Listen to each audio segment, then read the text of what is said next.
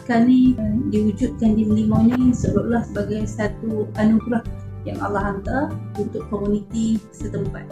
Ustaz Yasir memberi peluang yang susah saya nak dapat, yang mana saya dapat menghantar anak saya, Fatimah Hanim, untuk mendapat talaki bersanad bagi 4 riwayat.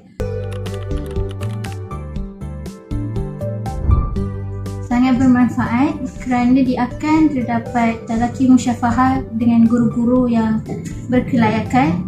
Sampai itu juga dapat juga kelas-kelas yang percuma dari segi fardu ain. Di akan saya telah menamatkan talaki bersanad bersama almarhum Syekh Dr. Redha Al-Ilwani dengan riwayat Hafs, riwayat Syu'bah dan riwayat Ad-Duri dan As-Susi.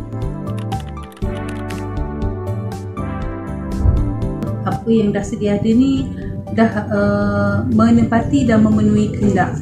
Cuma dari sudut dorongannya perlu ada satu kaedah-kaedah untuk menarik perhatian lebih ramai lagi datang belajar di sini. Sebab kaedah pembelajaran di akan ini ada jadual dan juga lebih sistematik.